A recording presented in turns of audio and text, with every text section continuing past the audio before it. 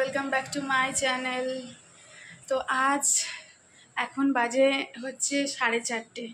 রোদ দেখে আশা করি বুঝতে পারবে, বোঝা যাচ্ছে আশা করি। তো সকাল থেকেই বেশ শরীরটা খারাপ, মানে প্রচণ্ড পরিমাণে জ্বর, সাথে গা হাত পা ব্যথা। জানি না কী থেকে কি হলো, আমার তো এখন ইদানিং দেখছি প্রায় মানে 2-4 দিন অন্তর অন্তর শরীর খারাপ যাচ্ছে। কেন যেরকম হচ্ছে, একটা স্পেশাল ডক্টর কনসাল্ট করেছি, তার ডেট অনুযায়ী যাব তাকে দেখাতে। আর কর্তামশাই বাড়ি চলে এসছে আমার শরীর খারাপের কথা শুনে। কোনো রকমের রান্নাবান্নাটা সকালবেলা করেই শুয়ে পড়েছি। এত গা হাত পা ব্যথা করছিল, এত শরীরে অস্বস্তি লাগছে। ও একটা ক্যালপল, একটা নয় 2-3টে ক্যালপল নিয়ে এলো। গ্যাসের ওষুধ খেলাম, ক্যালপল খেলাম। এখন না গরম লাগছে, মানে প্রচণ্ড পরিমাণে গরম লাগছে। চা হয়ে গেছে তো প্রচণ্ড পরিমাণে গরম লাগছে, তাই উঠে এলাম। তোমার ভুঁড়ি আছে তাই দেখাচ্ছি। তোমার ভুঁড়িটা কমাও তাহলে সবার সামনে। আমি তোমার নজ্জা পায়, নজ্জা পায়। আচ্ছা, তাহলে ওরকম ভুঁড়ি রাখার থেকে না রাখা ভালো। তো ক্যালপল খাওয়ার পরে এখন একটু ভালো লাগছে, মানে একটু স্বস্তি লাগছে এখন একটু। মানে এত অসহ্যকর গা হাত পা যন্ত্রণা করছে, মানে তোমাদেরকে কি বলবো। ডিমের ঝোল আর ভাত রান্না করে, মানে ওটুকুও যে করেছি এটা মানে আমার মানে কোনো রকমে করে রেখে শুয়ে পড়েছি। ওকে ফোন করেছি, তারপরে ও আবার মাকে ফোন করেছে। মা হয়তো কালকে আসবে আমার কাছে, এসে 2 দিন হয়তো বা থাকবে। শাশুড়ি মায়ের কাছে ফোন গেছে, শাশুড়ি মা জানে যে আমি খুব শরীর খারাপ, বলছে আমি আসি। আমি হ্যাঁ, তোমার একই পায়ে ফোসকা পরে বসে রয়েছে। হ্যাঁ, চিড়ে ভাজাটা খেয়েছি, একটু খেতে ইচ্ছে করছে না, জানো তো। চোয়ালগুলো পুরো ব্যথা, এই চাটাই মনে হচ্ছে ভালো লাগছে। কালকে তো দেখেছো জামাই ষষ্ঠীর খাওয়া দাওয়া খুবই লাইট হয়েছে, খুব মানে সিম্পল মেনু হয়েছিল, খুব সুন্দর খাওয়া দাওয়া হয়েছে, কোনো গ্যাস্ট্রিকের সমস্যা বা কিছু না। হঠাৎ করে কেন জ্বর হলো, গা হাত পা অসহ্যকর যন্ত্রণা, বলতে পারছি না। আর আজকে বৃহস্পতিবার, দেখো পুজো টুজো দেওয়া হচ্ছে। ও এসে অর্ধেক রান্না করেছে, মানে আমি কোনো রকমে করে ফেলে রেখে দিয়েছি। ও 2টোর সময় এসে রান্নাটা ঠিকঠাক করলো, নুন চিনি সব চেক করে ঠিক করলো, বসতে পারবো নিচে, তো ঠিক করলো। তারপরে আমাকে স্নান করিয়ে দিল।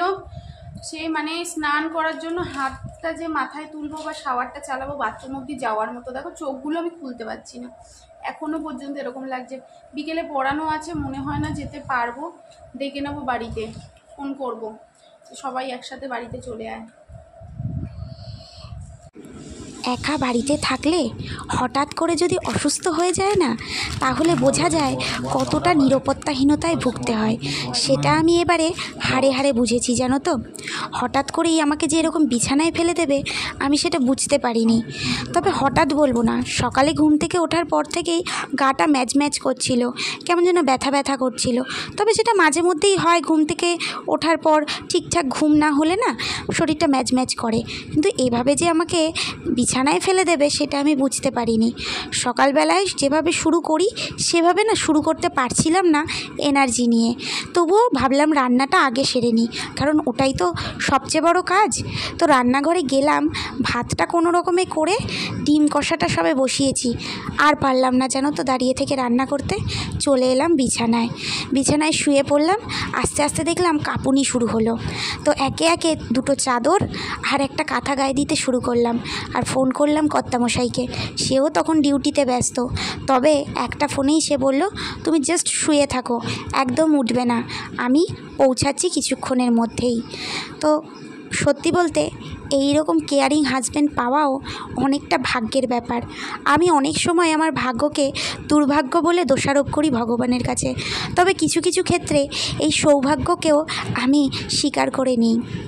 আমার বর চুল টুল আছড়ে দিল আমার, এই দেখো কত চুল উঠেছে, একদিনের জ্বরে এত চুল উঠে গেছে। আরও আমি পেঁচিয়ে ছোট করেছি, কত চুল উঠে গেল আমার একদিনের জ্বরে। আমার জ্বর হলেই চুলে জট পাকায়, জ্বর হলেই। আর চুল আঁচড়াতে না পারলে এই জট এমন হয়ে যাবে, কাঁচি দিয়ে কেটে জট বাদ দিতে হবে। আমি না এত শরীর খারাপের পরেও টিউশন কিন্তু বাদ দিইনি, সবাইকে আমার বাড়িতে ডেকে নিয়েছি। কেন জানো? দেখো এই রেজাল্টগুলো এত প্রাপ্তি দেয় না, আর বাচ্চাগুলোর ভালোবাসা, ওরা এত ভালোবাসা দেয় যে ওরা থাকলে না আমার মনটা এমনিই ভালো হয়ে যায়। মনে একদিন যদি না পড়াই না, মনে হয় যেন কিছু একটা মিস গেল। সেই জন্য আর রেজাল্ট তো দেখতেই পাচ্ছ, আমি যে কয়েকটা বাচ্চাকে পড়াই না তারা প্রত্যেকে ভালো রেজাল্ট করে। কেন জানি না, আমিও এত ভালো স্টুডেন্ট ছিলাম না, জানো তো। আমি আগেও তো টিউশন পড়িয়েছি, তোমাদের সাথে শেয়ার করেছি, তারাও খুব ভালো রেজাল্ট করতো। আমার মাঝে মধ্যে মনে হতো এইরকম টিচার যদি আমি আমার লাইফে পেতাম তাহলে আমিও হয়তো খুব ভালো স্টুডেন্ট হতে পারতাম। এরকম ফ্রেন্ডলি রিলেশনই তো রাখতে হয় একজন স্টুডেন্টের সাথে টিচারের, যাতে মন খুলে প্রশ্ন করা যায়, যে কোনো প্রশ্ন মনে আসলেই তাকে জিজ্ঞাসা করা যায়। যাই হোক, নিজের প্রশংসা নিজেই করলাম। এরপর ছাদে গেছিলাম একটু, জানো তো, ভিডিওটা ওই যে জামাই ষষ্ঠীর ভিডিওটা ভাবলাম এডিট করাই আছে, একটু আপলোড করি, ওটাই আমার কাল হলো। ওপর থেকে নিচে নেমে এলাম, দেখলাম কর্তামশাই চালে টালে ফুটিয়ে সিটি দিয়ে রেখেছে। কিন্তু আসার পর থেকে না আবার সেই গা হাত পায়ে যন্ত্রণা, ব্যথা বেদনা শুরু হয়ে গেল। তারপর তো দেখতেই পাচ্ছ বিছানায় শুয়ে পড়েছি, সারা রাত জলপট্টি দিতে হয়েছে, আর অসহ্য কাঁপুনি দিয়ে জ্বর। ওই বাবা কার তাড়াতাড়ি খাবারটা নিয়ে আসি। পরের দিন সকাল সকাল মা চলে এসেছিল, তো কখন এসেছে তা আমি জানিই না, কারণ সারা রাত জ্বরের মধ্যে ঘুম হয়নি ঠিক মতন, তাই জন্য সকালবেলা একটু ঘুমটা এলো। সকালে যখন ঘুম থেকে উঠলাম দেখলাম মা এসেছে, অর্ধেক শরীর খারাপ তো ওখানেই সেরে গেল, আর মা সাথে করে টিফিনও নিয়ে এসেছে। হ্যালো এভরিওয়ান, আর বলো না, শরীরের অবস্থা এমনই, হ্যালো বলার মতনও সামর্থ্য নেই। মা এসেছে সকালবেলায়, এই যে শুয়ে আছে মা, দেখানো যাচ্ছে না, এপাশ দিয়ে দেখায়, এই যে মা শুয়ে আছে। মা এসছে সকালবেলা, ও ফোন করে দিয়েছিল কালকে রাতে, মা বলেছিল কালকে রাতে আসবে কি না, তাও বললো রাতটুকু যাক, আপনি সকালে আসুন। রাতেও প্রচণ্ড ধুম জ্বর, মাথা ঘোরানো, বিভিন্ন সমস্যা। মা সকালবেলা একবারে রান্না বান্না করে নিয়ে বাড়ি থেকে এসছে, এখন এখানে এসে একটু ভাত করছে। আর আমার একটু শরীরটা এখন ভালো, বুঝতেই পারছো, কথা শুনে গলার আওয়াজ বেরোচ্ছে। আর এই গরমে বুঝতে পারছো, দুটো কাঁথা চাপা দিয়ে শুয়ে থাকা মানে কীরকম জ্বর আমার, আর হাত পা তো এখনও বিষের মতো ব্যথা। তবে হাজব্যান্ড এত বেশি কেয়ারিং যে আমি সুস্থ হতে বাধ্য, আর সেখানে মা চলে এসছে সন্তানের কাছে, মা এলে তো আরও বেশি সুস্থ হয়ে যায়। তো আমাকে একটু আগে জামা কাপড় খুলিয়ে ভালো করে স্নান করিয়ে, মানে এই জিনিসগুলোই পাও না, তাই না? ভগবান আমার সাথে অনেক খারাপ করে, তার মাঝখানে কিছু ভালো জিনিসও পাই। এই শরীর খারাপের মধ্যে না এত ভালো লাগছে, মানে এই জিনিসগুলো কী বলবো। তো স্নান করিয়ে দিল, স্নান করলাম, মা ভাত রান্না করছে, এরপর খেয়ে শোবো। তবে টিউশনটা আমি কিন্তু বাদ দিচ্ছি না, কারণ ওই টাইমটা আমার একটু শরীরটা সুস্থ থাকছে, সেই জন্য পড়াবো আজকেও।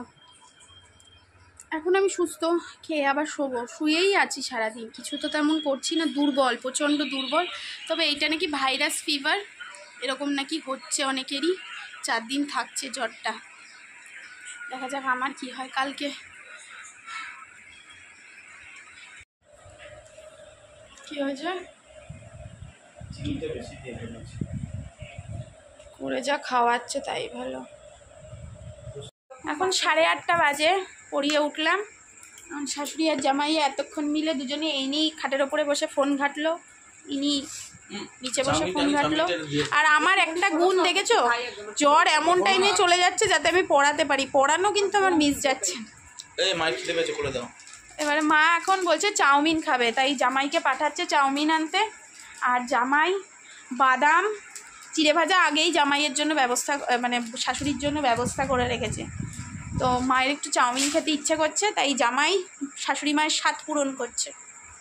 তো আমি বলেছিলাম ফুচকা, আমার তো জানোই অল টাইম ফেভারিট ফুচকা। তা মা বলছে ফুচকা তো দেখি প্রায় দিনই খাস, আজকে একটু চাউমিন নিয়ে আসি, চাউমিন খা। মা আমার চাউমিন খেতে খুব ভালোবাসে, বলছে যে খাওয়া দাওয়া কর, তাহলে দেখবি তাড়াতাড়ি ঠিক হয়ে যাবি। আমি বলছি গ্যাস হবে, এখন খাবো না। বলছে বেশি করে খা, গ্যাস হবে যা হবে, কিন্তু শরীরটা স্ট্রং হবে। যাই হোক, খাই, যেটা মুখে রয়েছে সেটা অন্তত খাই, কিছুই তো রুচছে না মুখে। তো খাওয়া দাওয়া করি। আর দুপুরবেলা আজকে মা করেছিল বেশ আলুর চোখা, ঝাল ঝাল পেঁয়াজ দিয়ে, লঙ্কা অনেকগুলো দিয়ে, কালো জিরে ফোড়ন দিয়ে দারুণ হয়েছিল মানে আলুর চোখা। আর পটল আলুর ঝোল করে নিয়ে এসেছিল রসা, ওটা দিয়ে অনেকটা ভাত আজকে খেয়েছি। দুপুরবেলায় বেশ খানিকটা ভাত খেতে পেরেছি, মানে ওষুধের ইয়েটার জন্যই খাওয়া দাওয়াটা আমার ঠিক হচ্ছে। যাই হোক, পড়ালাম, পড়িয়ে ওরা চলে গেল। এবারে একটু মায়ের সাথে গল্প করি। হাত পা আবার মানে যত রাত যাবে আবার আমার হাত পা ব্যথা শুরু হবে, জ্বর আসবে। এখন 12টা বাজতে 4 মিনিট বাকি, যাচ্ছি ওপরে। কারণ হচ্ছে আজকে দাদার জন্মদিন, মানে এই বাড়ির দাদার জন্মদিন। আগের বছরও আমরা ছিলাম, এবছরেও আছি। এই মাত্র খাওয়া দাওয়া সেরে উঠলাম, আমি জানতামই না জন্মদিন। আর তারপরে তো শরীরটা খারাপ। তো জেঠু একটু আগে এলো, একটু আগে বলতে জেঠু এসছে 11টার সময়, এসে বলছে চলো ওপরে। আমি যে এখন, বলছে 12টার সময় কেক কাটিং হবে, যেতেই হবে।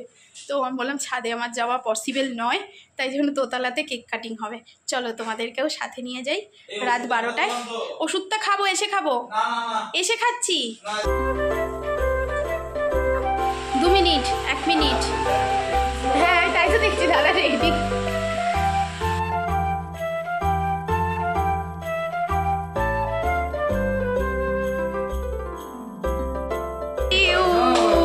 Happy birthday to you, to you. Happy birthday to you.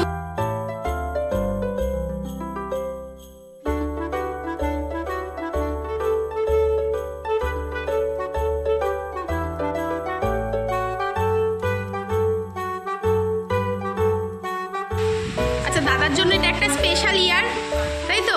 এটা হচ্ছে ব্যাচেলার লাস্ট বার্থডে, তাই তো? এটা একটা স্পেশাল।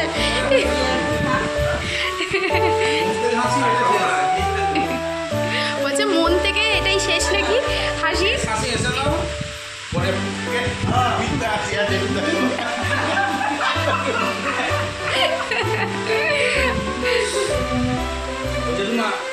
টাটা। ঠিক আছে, তুমি অনায়াসে করো। Good night. হ্যাঁ, কিন্তু আমার কথাটা রাখা হলো না। কালকে তো স্পেশাল দিন, আমি নিশ্চয়ই যাবে। হ্যাঁ হ্যাঁ।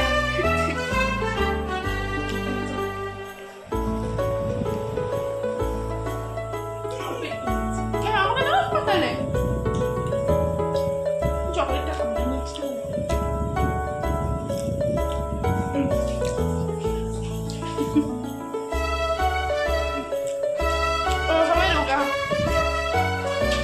হবে রোগা, একদিন করবো জয়, সব কিছু খাবে আবার রোগাও হবে।